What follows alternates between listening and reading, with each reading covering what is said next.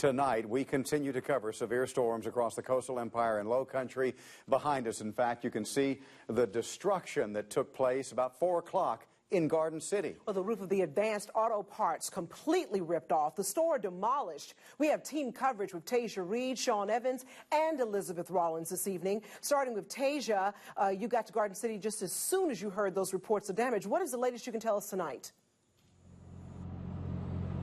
Well, right now, I just want to let you know that Highway 80, a portion of Highway 80, still closed between Burnside Boulevard as well as to the farmers market. They still have to restore some power, and I'm told police will be out here all night to protect businesses, especially like this one here at the Advanced Auto Parts, where obviously you can see everything was, or not everything, but most things were damaged. Now, in total, 5 minor injuries reported and a total of 14 structures across the county destroyed. SEMA says the National Weather Service will be here in the morning to assess the damage to see if an actual tornado did touch down. And there's a lot of debris still out on the roads. Take a listen to what one man had to say who was on his way from home when the rain came. He said he actually had to lay on the ground as the storm passed over.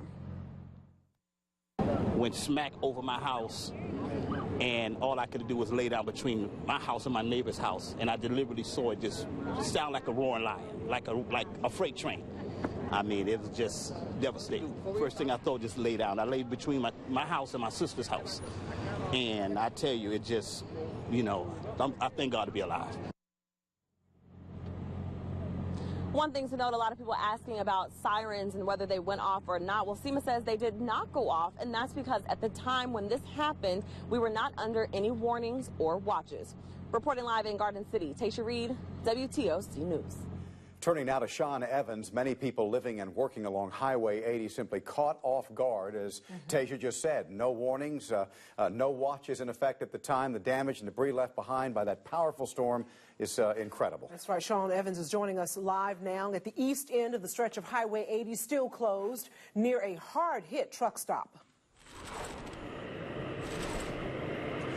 Yeah, guys, the 80 truck stop was one of more than a dozen businesses damaged here along this stretch. The back side of the roof caved in. You can see here over my shoulder some trucks here in the parking lot damaged as well as they sat here. Now, also in the parking lot, this SUV you're seeing video of right now, passengers had gone inside that truck stop when the wind tossed a shed into the side of their vehicle. Bystanders and emergency officials alike assessed the damage following the storm, some not able to take their eyes off the devastated storefronts and piles of debris all around them. I've never seen it like this before. It's unbelievable. I'm speechless. I have lived over here for several years, and I've never seen anything like this before. I was driving right over here, that red brick building right there, and when I got up to the building, all of a sudden, you heard the boom, and you saw like the lightning. It was blue sparks, like it hit something. And then all of a sudden, it was on us. It was nothing else to think about. And Representative Gilliard there says he's going to be working very closely with Garden City's mayor and council as they assess the damage, figure out where the needs are. As soon as the damage is assessed, he's going to be contacting the governor's office to see what help they can get from the state level. Reporting live in Garden City, Sean Evans, WTOC News.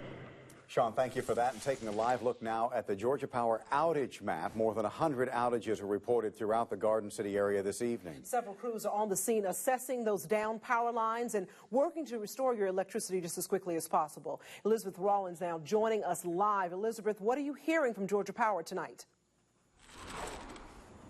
Well, guys, officials are telling me that it could be several hours before the power is restored. They've been working tirelessly for several hours now. You can see the scene behind me. They're just actually lined up. I don't know if you can see that stretch. Multiple different power poles, many of which were split in half this afternoon when that storm moved through. These guys are from Pike Electric. They're contracted by Georgia Power. They're out here to replace several of those power lines and power poles around here. Now, police tell me that they'll have patrols out here all night because they've already had issues with looters targeting damaged businesses, and that's even more of a concern while the power is out.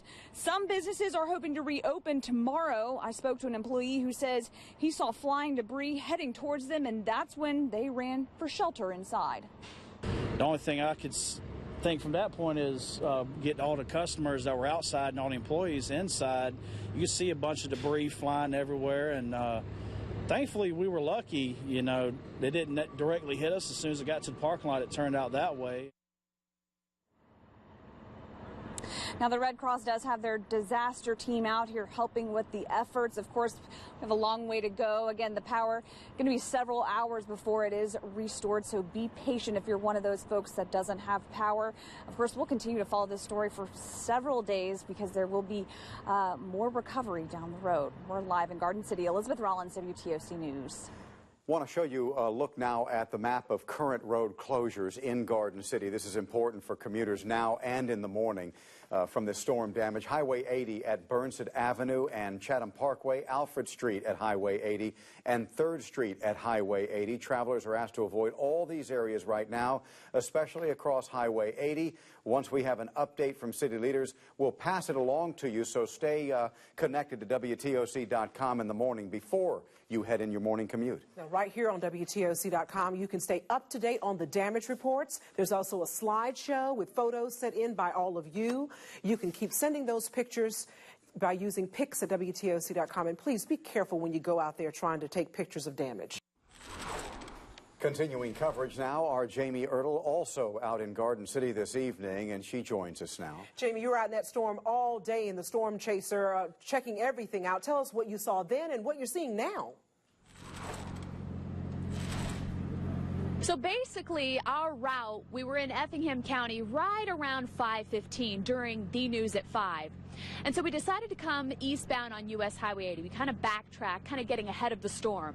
What we did, we took Highway 80 to Dean Forest, 21 to the Houlihan, and literally as we were crossing into Jasper County, Joel and I, the driver of the storm chaser, saw the rotation kind of get sucked back into the atmosphere. There was a definite white rotation in the clouds, and we didn't know it at the time, but just south of where we were, because we took Dean Forest, it was US Highway 80 just past Chatham County. So literally, if you're thinking highway-wise, we were one exit away from where this storm occurred. Now, another interesting point, I want to take a look at some video that we caught with our WTOC Downtown Skycam. This is 30 minutes, time-lapse, 9 seconds. Can you see how fast the clouds are moving? That's time lapse. And then we pause it for a second and we've got a big red circle. It's not your TV or movie tornado, but there is a definite line from the clouds to the ground, and that's where we think